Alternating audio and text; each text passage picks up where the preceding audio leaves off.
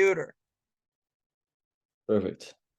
Okay, everybody, this is Randy Walker here, and I'm delighted to have with me Alexander Stater, who is just has I just stumbled across this great story in American tennis that I think people need to hear about. And I think a lot of people can do a lot of learning from Alexander's story, and that Alexander was a is a former college tennis player, and he just played in the ITF World Tennis Tour event in Tehran, Iran, and he won matches in a pre-qualifying tournament just to get a wild card into the qualifying. And then he qualified for the tournament, advancing through qualifying, and made it all the way to the final, got his first ATP points in all places for an American, Tehran, Iran. So, Alexander, thanks for joining us here today. And, I just wanted to ask, like, first of all, just like talk a little bit about, trying to enter into these ITF World Tennis Tour events. And, why did you choose Tehran, Iran, of all places? Well, thank you, Randy. And so why I chose Iran out of all places, first, it's because I don't have points. I didn't have points. I didn't have ATP points. And in order to get into these ATP tournaments, you usually need an ITF ranking or maybe 1 point. And all the futures were very packed. So it was hard to try to get into any. And then Iran came as an opportunity because I saw in the fact sheet that they indeed had a pre-qualifying event. And so when I saw this, I decided to apply for a visa, and that took 3 weeks. And it seemed for a while that I wasn't even gonna be able to get the visa. And the last day I managed to get it, and then 2 days later I was in a flight to Madrid, and later to Qatar, and then to Tehran, Iran. So just the fact that I made it was pretty surprising for me in the beginning. So that's for starters, that's kind of a good lesson for people out there that, are aspiring pros, to check the fact sheet and to see if there's pre-qualifying tournaments, because those are very important. So is that something that you do, that you scour all of the, on the ITF website, and try to discover where you can get a foothold into a potential tournament? Exactly. Yeah, it's pretty important because if not, if you're like alternate 40 or alternate 20 and you're right at the cusp and you don't want to risk it, it's a very good idea to play pre-quali, because then you can get rhythm. And even though it's likely that you'll get in, at least you can be certain that you'll get in if you manage to play well and win. Um, in the past, I've played pre-qualis, but a lot of the times they don't even put it up. So one of the good ideas is to ask the tournament directors, email them, see if there's any pre-qualis. I currently live in Argentina, and I played 3 pre-qualifying events, or two pre-qualifying events down there, and it was just a matter of finding them, because most of the time they don't appear on the fact sheet. So talk a little bit about, have you ever been to Iran before, and what was it like, arriving in Tehran International Airport? Obviously the people of Iran are amazing people and so forth, but there's obviously some government and political friction and so forth. Did you feel any tension or anything as you were, landing in Iran, and taking a taxi to the hotel and so forth?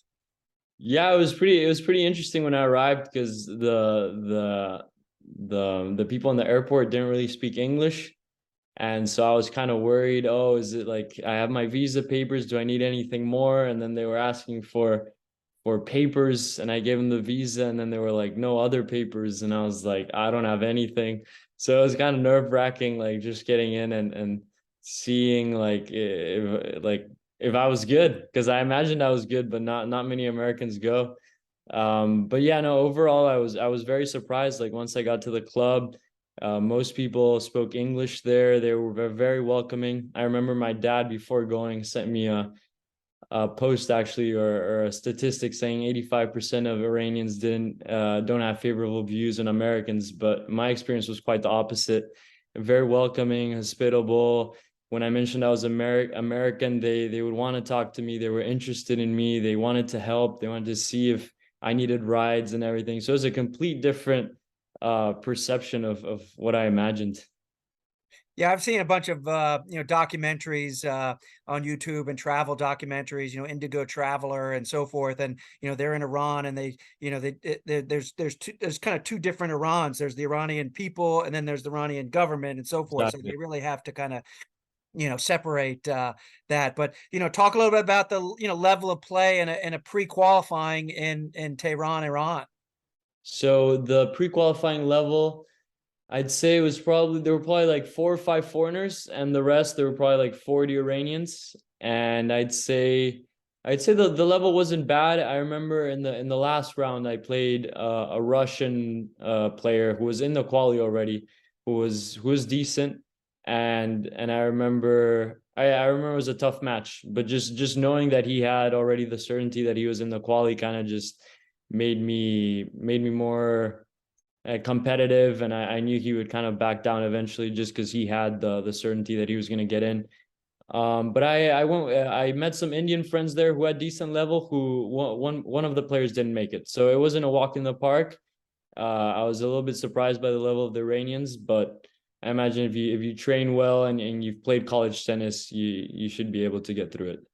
Now, I mean, what were your expectations coming in there? Were you just kind of like, hey, listen, I'm just going to get a couple matches and have just like a, great global experience, traveling to a country that a lot of Americans don't really get a chance to go to? I mean, were you, what were your expectations? I mean, were you just hoping, hey, I want to, maybe I could get into the qualies and maybe I could sneak into the main draw? Talk a little bit about your expectations. Yeah, so it was funny because the tournament before this had been like 3 months ago. I hadn't played well. I had lost in the first round of qualies in Ecuador. But I trained really, really hard, set a new training regimen, new coach, new everything. And I wanted points. I was like I was very committed, and I was certain that I was gonna get points. And just going in, also in the back of my head, I was like, okay, worst case scenario, I'm going to Iran. Like, not many people can say that. It'll be a very interesting experience. Like my least expectation was at least it's going to be very interesting.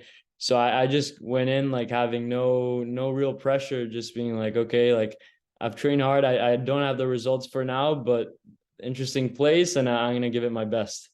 What was the the club like, and did you stay at a hotel, and the food, and just talk a little bit about the kind of the day-to-day experience there, on site. I was on clay, correct? Yeah, correct. On clay. What was really interesting was that the club was built by the Shah of Iran several years back.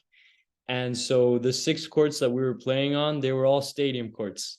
So it was actually pretty amazing facility. And yeah, I stayed in a hotel. It was probably like 10-15 minutes away. Taxis were like $1 or $2. So it was very inexpensive. How much was Good the hotel? hotel. So I stayed with 2 other Indian players. It was 90 euros a night, so everybody would give like 30 euros, and free breakfast, which was really good. So yeah, overall it was very cheap, and I was surprised by the quality of both the hotel and the tournament facility. Well, the Shah of Iran was actually a big tennis player. There was a book I published called "The Wimbledon Final That Never Was," where by Sidney Wood, who won Wimbledon in 1931, and he used to play tennis with the Shah of Iran. So, one of the things I was thinking is like I wonder whether when the last time an American tennis player, played in Iran, or did well in Iran, and it may have been, I think it was 1963. The United States Davis Cup team played in Iran, so and beat Iran, I think 5-0. So you may have been the greatest achievement by an American tennis player since 1963. So how did it feel once you got through qualies, and then you're in your main draw, and then you won your first round match, and Mhm. you got your first point. How did that feel? Oh, it felt amazing. It felt amazing because the first main draw was tough. I lost the first set. I came back, and I played really well to close it out. And I felt like all the work that I had put in had finally gotten its fruits. And yeah, I was ecstatic. I was my body was a little acting up a little weird, so I was like just wanting to get the doctor that was there so he could fix me up. But yeah, I was thrilled. And then after the first round match, it was like, oh wow, I can double my points right now. why stop here? And then after every round, it kind of felt that way, like, oh wow, I can double it again. Like there's no way I'm stopping now. And it just kept going. And it was like yeah, it was a magical week for me. So how many pre-qualifying matches did you play?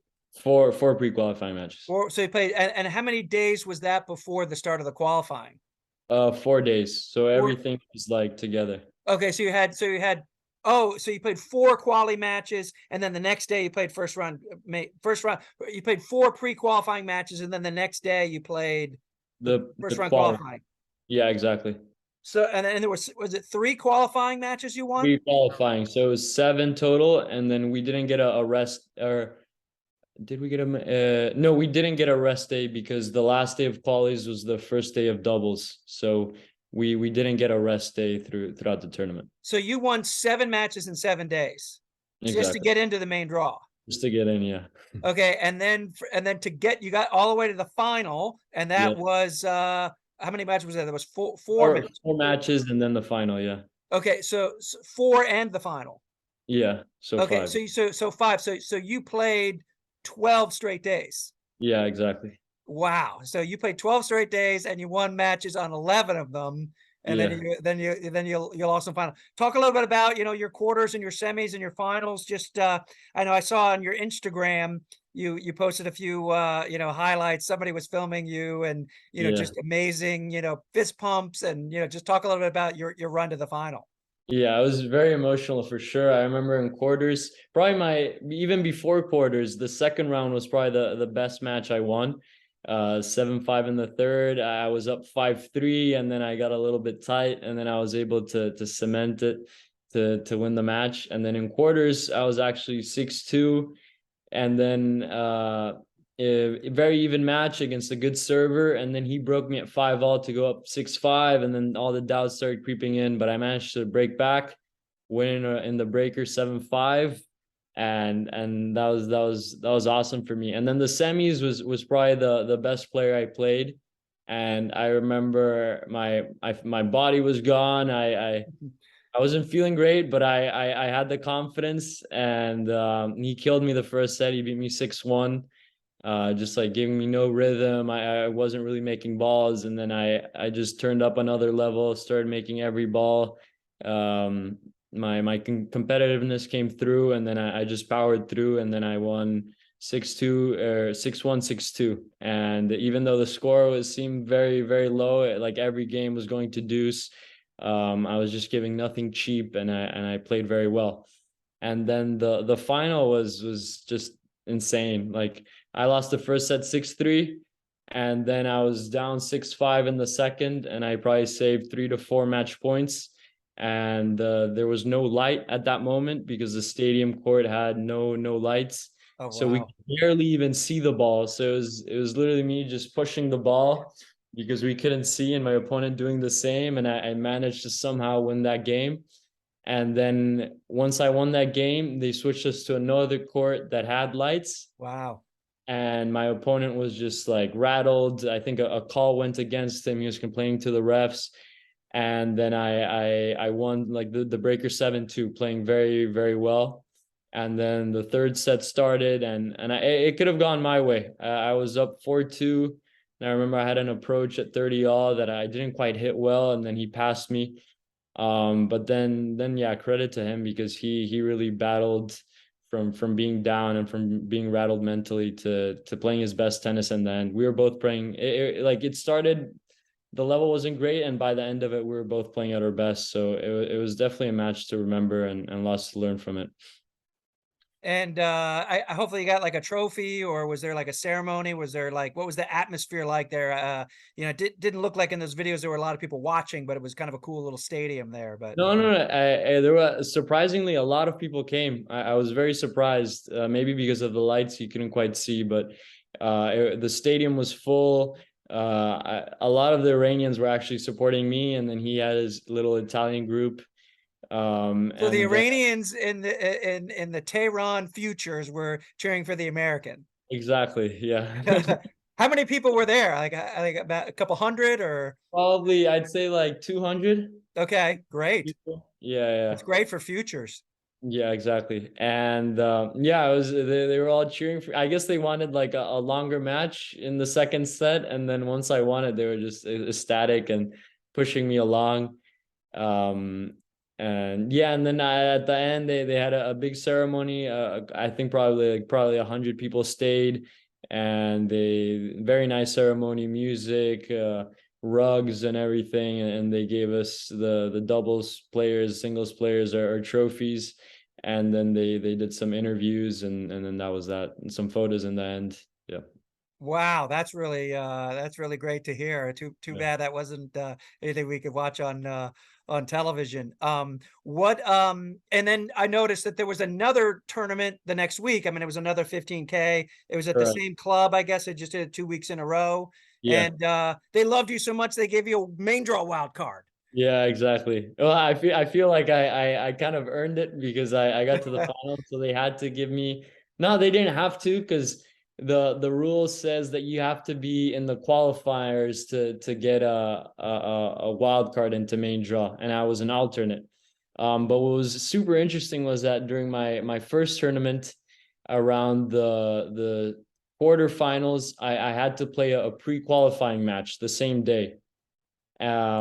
Actually two matches For I the had next week's tournament. for the next week tournament, exactly. Oh my gosh. So I decided just to be like, okay, I'm not gonna play the pre-quali, I'm gonna risk it and just go along for this tournament. And it worked out. And then when I got to semis, they agreed, and they were nice enough to give me a wild card into the qualies. But then once I won the semis, then they talked again and then gave me a wild card into main draw. So yeah, the organizers were super nice. They didn't have to do it, and yeah, I was surprised they did. Wow, that is great. Then unfortunately, you lost in the first round of the next thing to an Right. Iranian player. But I'm sure Yeah. by that point, I mean, playing 12 days in a row. Was that the 13th day? Or did you actually have to No, no, play? no. I actually had 2 rest days. I thought I'd be fine, but uh to to his credit, the Iranian guy was their number one player, and the past week he had lost to the guy that beat me in the third set, and he had a lot of supporters. That was the only match where I felt he had more supporters than me. Like, it was just they were making noise every point, imitating me. So, but I kind of let it distract me a little bit. But he played well, and yeah, it couldn't be the second week. Well, I mean, that's just such a great story. I mean, what kind of advice could you give?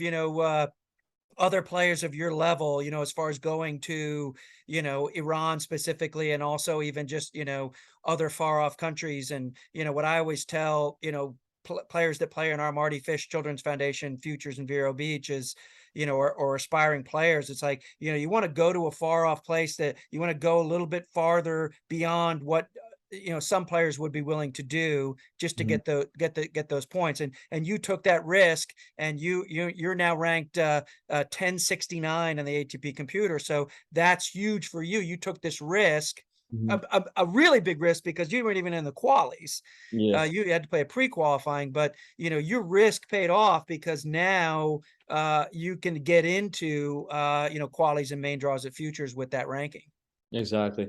So yeah, I would definitely advise them to go to these far off places. And once they're there, I would really advise to connect with other players and kind of cheer for them so they cheer for you. I remember I made friends with this Iranian player, and in my last round of the qualifiers, I realized my shoes weren't quite right for that clay. I was slipping around everywhere. The other player was fine. And in despair, I asked him if I could use his shoes, and he gave me his shoes. And then I won the match, feeling like I could actually move in the court. And then I bought the same pair of shoes and used them throughout the tournament. And yeah, and he cheered for me and other players as well, and that would keep me mentally zoned in. So definitely, my advice would be to make friends there, and like battle like brothers, so that you have other people that are with you in those tournaments, because sometimes it can be tough traveling alone when you don't know anyone. But definitely opening up and getting outside of my comfort zone helped me in this tournament. So you did travel to Iran alone, correct? Correct. Yeah. So just talk a little bit about your background and your story. I mean, you're from Bethesda, Maryland. Talk a little bit about growing up in Bethesda in your junior career, and then you played at Cal Poly, and then you transferred it for your last year at University of San Diego. Is that Right. correct? Yeah, so actually my childhood's a little different than most. My dad's a US diplomat. So ever since I was born in Virginia, and then after 3 months we left to Nicaragua. I lived there for 3 years. Then we went to Peru for 3 years, then Chile 3 years, Colombia 3 years, then Argentina, and then I went back to Maryland for 2 years, and then I decided to go to Cal Poly. I wasn't really a good junior. My last 2 years in Bethesda, I was not motivated, unstructured, not disciplined, and I really didn't want to play tennis, but I wanted the college experience. So I remember Cal Poly recruited me, and I actually went as a walk-on Wow. to Cal Poly. But there, my coach actually, Nick Carlos, he was great for me, disciplined me, made me believe in myself. And then by the end of my fourth year, I was nationally ranked, playing really well, and unfortunately or we got an extra year because of COVID, but unfortunately I couldn't, there was no masters for me that I wanted to do in Cal Poly. So then University of San Diego came up, beautiful location, really good tennis program, really good coaches. So I decided to go there for my last year and complete my masters there. So Well, yeah. so obviously you're not afraid of international travel with that, growing up in all those different countries.